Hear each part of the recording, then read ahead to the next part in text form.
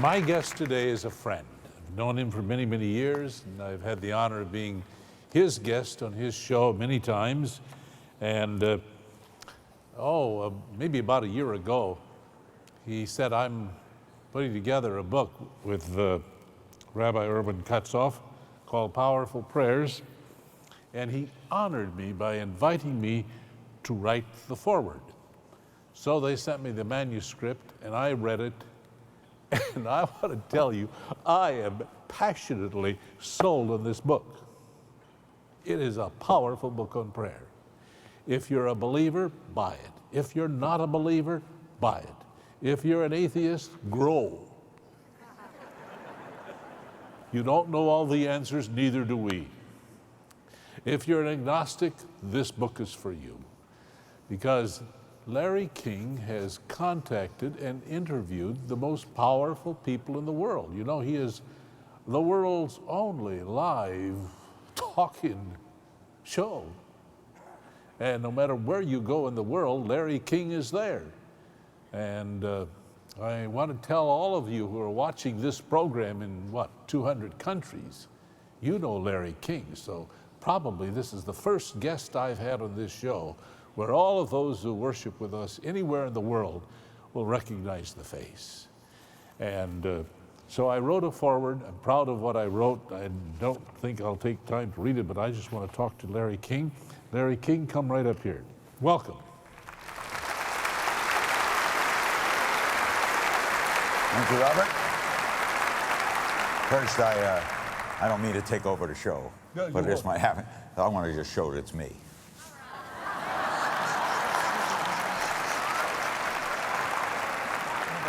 You have a little lipstick on your lip. I'll get it. Right.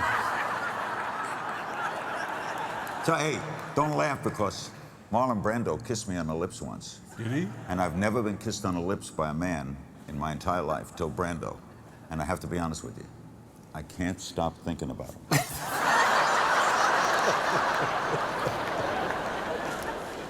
Well, Larry King, why would you, first of all, you call yourself, at the time the book was written, an agnostic.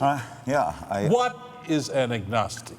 You start with questions, so do I. What is an agnostic? An agnostic is someone who just doesn't know. By Stop. that, I'll stop. Let me finish. This is my show. No, stop. At that point, I'm going to turn into Jerry Springer in a minute. Yeah. I got to get a word in there. Okay. An agnostic, it should be prefaced. We are, and I think there are much more agnostics than people like to admit. Atheism is, to me, a religion. It is gathered together with a common belief there is no God. Right. People who are religious gather together with a common belief there is a God. And we have no religion, I'm born and raised Jewish, I like the Jewish culture, but I just didn't know, is there some one thing, spirit, looking after me, watching over us? And I've interviewed all the great religious leaders of the world, yourself included, and there's some things you never get answers to. And you don't get them because you have made what I haven't made. I envy you. I envy my wife, a devout Mormon. They have made the leap of faith. That's why I wrote this book. I'm on a search in this book, in Powerful Prayers, to find out why people pray, what do they get out of prayer, since I absolutely don't know. In other words, when we said a prayer here today, did we believe that someone, thing, it, is listening to that prayer? So I try to get the answers. Are they? What happens when they don't answer the prayers? So an agnostic should be asking more questions, and much more questions than a believer would ask. Because you've made a leap of faith. You can't explain that leap, or else you tell me, give me an answer to the Holocaust. You can't give me that answer. You just have to say it's God's will. And as a questioner, it's God's will doesn't satisfy me. I need to know.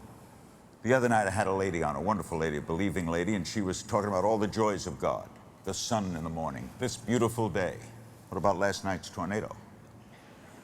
What about Hurricane Mitch? So these are things that puzzle me all my life, puzzled me when I was a kid. And that's why I wrote this book, to try to find a journey. That's the short answer. Oh, that's a short one. I was getting ready to give you the sermon slot. You were eating up the time, but seriously. I'd be honored to do a sermon here one day. It'd be an interesting sermon. It would be, yes. But you know what? I think you have in your heart subconsciously moved from cynical agnosticism to sincere openness to find the right answer. You have probably said it better than any person has said it. I started this book on a scale of 10 at a 1. I ended it at a 4.5. So a lot of the cynicism is gone. I'm certainly open to it. I remember the night when I had angioplasty, the day we were married, and my wife's family said a prayer, and I participated in that prayer, and it got better. In this book, we learn from Johns Hopkins University about people who pray do better than people who don't. That's right. So I'm open to investigating. Also, I respect a lot of people who do pray. I respect George Bush a lot, and his wife Barbara. They pray every night, I learned. If they're apart from each other, they pray on the phone together. So that, you know, but yet on the other hand, Christopher Reeve has never prayed, didn't pray when he was in the wheelchair, believed it would have been hypocrisy. So I'm on this learning trip with this rabbi friend who is naturally guiding me because he is a believing Jew, and I'm this wandering person. And I think it works, you know, it was fun doing it, and especially having you do our, because you're in this book. We also interview you in this book, and we ask you about prayer. Well, we'll come back to that at the end, okay? At the end of my interview. Okay? When religious people say at the end, that scares a Jew. All right? Don't pause after that. You know, you don't say, we'll get to that at the end. Not in this place, okay? I must say this is a wonderful place. Agnostics ought to come here. Because, no, there's a great feeling of peace and love. Yeah.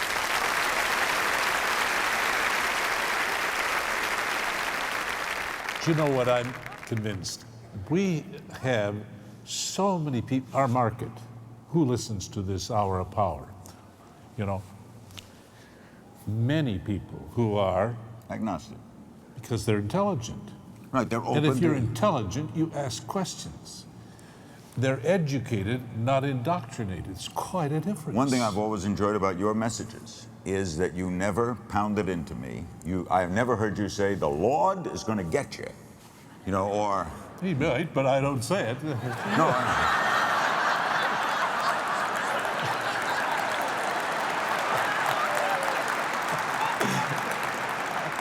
well, he's Jewish anyway, so... That's right. Oh, but you see, I believe I've got lots of questions. I don't... Oh, yes. That's why, in many ways, when I listen to you, I think, Larry King doesn't know it, but he is a believer. A believer isn't somebody who asks questions. A believer asks questions because we don't know. We don't know. That's why we call it faith. But you have a leap of faith. Oh, it's a commitment. I don't call it a leap of faith. If you want to, I don't argue with it. But it's a commitment that I've made. It's a commitment to be a believer in the Bible and in God and in Jesus. It's a commitment because I think it makes sense. And it's an intellectual commitment, therefore. You have studied it and said, this makes more sense than that. I choose this. That's right. Most people don't choose their faith that way, I think. Most people... It happens to them. Well, I wonder that the word most, I'm not sure. We didn't poll. No, we didn't poll. Let's take a poll, okay. Most people are born into it and are raised with it. I think that's true, yes. Then there are so many people who have an experience that the only way you can answer this is there had to be a God in there. There had to be prayer mixed. And we have that in this book. People who have terminal cancer, who live. The way it started, you know, this is an amazing thing. I think I knew where you were when we first met you, but you weren't where you are today. No. How did you meet that rabbi, and how did you agree to do a book on powerful prayers with this rabbi? How did you dare to do it? It's a two-founded story. My daughter Kaya and I were having dinner one night, and she said, of all the people you interview, 40,000 over all these years, have you ever asked about whether they pray? You know, have you ever asked Danny Kaye, did he pray? Did you ever ask, you know, Joe DiMaggio, did he pray? And I never thought of it. Wouldn't that make a good book? How do people pray? Why do they pray?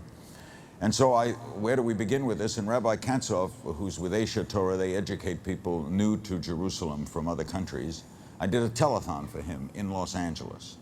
So I spoke to him about it, and he agreed to be sort of my journey partner or journey leader as we went on this role of asking people that question. So it started, the germ of the idea was my daughter's, who is a believer. And then the rabbi was praying The rabbi prayed up the every elevator. other He day. was, I know, you said in the book, it's funny. Are you praying again? Yeah, every pause is a prayer with the rabbi. Yeah, he's a fabulous guy. Tell him I'd like to have him come and be my guest some Sunday. Here. You ought to have him come here. He'll raise a lot of money. Oh, will he? But he asked your name to be on a fundraising event, you recall? Yep. And you said, okay. And then he wanted to get you deeper involved. And you weren't ready for that. No. Remember? And I wouldn't be. One, I have a cardiac foundation of my own where we get hearts for people, transplants and bypass surgery. And two, I don't think I should be committed to any one denomination. Even though I'm Jewish, it's kind of, I think it's almost hypocritical for a person still regarding himself as agnostic to be on the letterhead of a religious organization. Nothing against it, it's just, it's... You know, one of these days you're going to start saying, well, I was an agnostic, now I'm a believer, but I'm still asking a lot of questions. Oh, I hope I don't never get right out of that. Can I see your answer to my prayer question? Or is this the end? I asked you before, would you mind reading this? And you said you didn't mind. No. And I said, I warned you, if you do, you'll have prayed your first public prayer. Try reading it. You said you would. A trickster. No. No. All right. This is my first public prayer. Well, I said, if you Move do, over. I warned you. I was asking Dr. Schuller about prayer, and part of his answer was, here is a suggestion for somebody's first prayer. Dear God, I don't know where to start. I'm going to try and talk to you. I don't know if I'm getting through. If I'm on the right track, let me hear you. And if I'm not on the right track, let me hear you. Nothing is more important than honesty in prayer. There are no pretensions in prayer. The best place to begin is wherever you are. And you are right here, right now. Thank you. Thank you, Larry. Thank you.